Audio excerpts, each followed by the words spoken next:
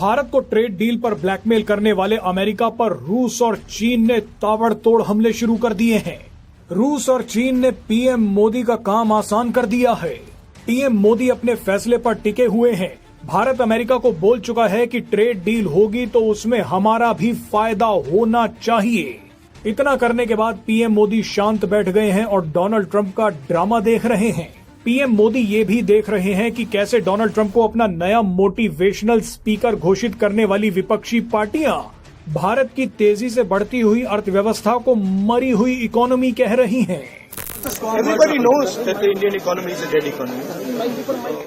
बहरहाल Donald Trump की जो नस दबानी चाहिए वो पीएम मोदी ने दबा रखी है। बाकी का काम रूस और चीन बखूबी कर रहे हैं। रूस और चीन ने भारत का नाम लेकर अमेरिका पर हमलों की बौछार कर दी है। रूस ने तो भारत को एक बड़ा ऑफर तक दे डाला है। शुरुआत रूस से ही करते हैं, उसके बाद चीन पर आएंगे। डोनाल्ड ट्रंप ने जैसे ही भारत के सामानों पर 25% टैरिफ का ऐलान किया तो भारत में रूसी राजदूत डेनिस एलिपोव ने बड़ा ऐलान कर दिया। डेनिस एलिपोव ने कहा कि हम अब भारत के साथ एक नए फाइनेंशियल सिस्टम पर काम कर रहे हैं। हम भारत के साथ अपने व्यापार को और भी ज्यादा बढ़ा रहे हैं। डेनिस एलिपोव ने कहा कि आने वाले समय में हमारा ऐसा फाइनेंशियल सिस्टम तैयार हो जाएगा जिससे दोनों देश अपनी लोकल करेंसी में ही व्यापार करेंगे। यानी डेनिस एलिपोव ने साफ साफ इशारा कर दिया है कि आने वाले समय में भारत और रूस रुपए और रूबल में व्यापार करेंगे, डॉलर में नहीं। रूस अब खुलकर भारत के समर्थन में आ गया है क्योंकि डोनाल्ड ट्रंप ने रूस को भी भारत जैसी ही धमकी दी है।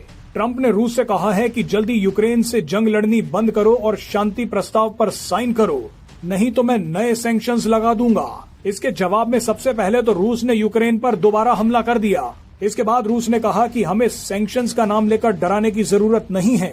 सैंक्शंस यानी प्रतिबंधों को लेकर हमारी इम्यूनिटी अब बहुत मजबूत हो गई है। बहरहाल इसके बाद बारी आई चीन की। चीन ने कहा है कि ट्रंप भारत और हमें धमकी दे रहे हैं कि रूस से तेल क्यों खरीद रहे हो, तेल खरीदोगे तो टैरिफ लगा दूंगा। चीन ने कहा कि ट्रंप आरोप लगा रहे हैं कि हम और भारत रूस से जो तेल खरीद रहे हैं उसकी वजह से यूक्रेन जंग भड़क रही है।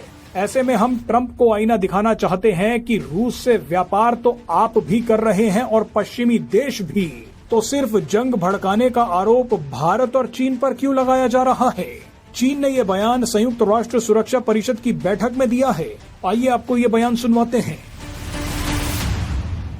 दरअसल आज भी अमेरिका रूस के साथ व्यापारिक संबंध बनाए हुए है।